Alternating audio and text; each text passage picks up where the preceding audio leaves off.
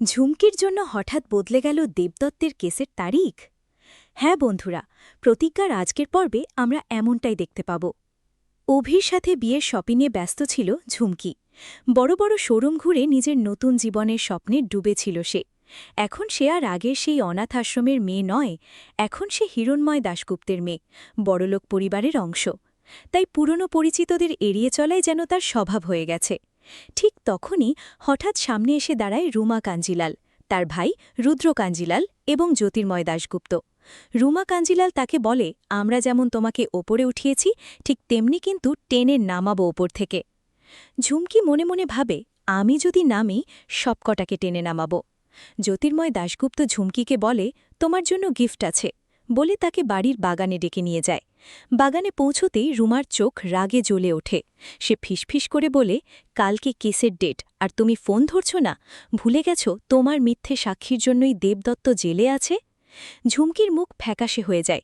ঠিক তখনই রুমা পিস্তল বের করে ঝুমকির মাথায় ঠেকিয়ে দেয়।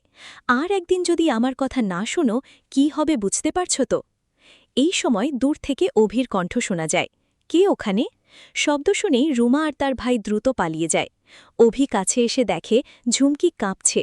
সে জিজ্ঞেস করে, এত রাতে বাগানে কি করছ? ঝুমকি নিজেকে সামলে নিয়ে মিথ্যে হাসি দিয়ে বলে, তোমার কথা ভাবতে ভাবতেই চলে এসেছিলাম, চলো না একটু সময় কাটাই একসাথে। পরদিনের কথা উঠতেই অভি বলে, কাল তোমাকে কোর্টে যেতে হবে, তুমি তো দেবদত্তের কেসের প্রধান সাক্ষী। এই কথা শুনে ঝুমকির মাথায় আকাশ ভেঙে পড়ে। সে বুঝতে পারে, যদি কোর্টে যায় সব সত্যি বেরিয়ে আসবে। রাতভর দুশ্চিন্তার পর সকালে ঝুমকি অভিনয় শুরু করে। বিছানায় শুয়ে কাঁপা গলায় বলে, বাবা, আমার শরীর খুব খারাপ, আজ কোথাও যেতে পারবো না। হিরণময় দাশগুপ্ত সঙ্গে সঙ্গে ঘোষণা করে, আমার মেয়ে অসুস্থ, সে আজ কোর্টে যাবে না। অন্যদিকে অভি একাই কোর্টে পৌঁছায়, কিন্তু প্রধান সাক্ষী ঝুমকি না আসায় বিচারক শুনানি স্থগিত করে দেন। আবারও পিছিয়ে যায় দেবদত্তের কেসের তারিখ। কোর্ট থেকে বেরিয়ে ছুটি ভেঙে পড়ে, তাহলে বাবা আরও দিন জেলে থাকবে? অভি গভীর চিন্তায় পড়ে যায়।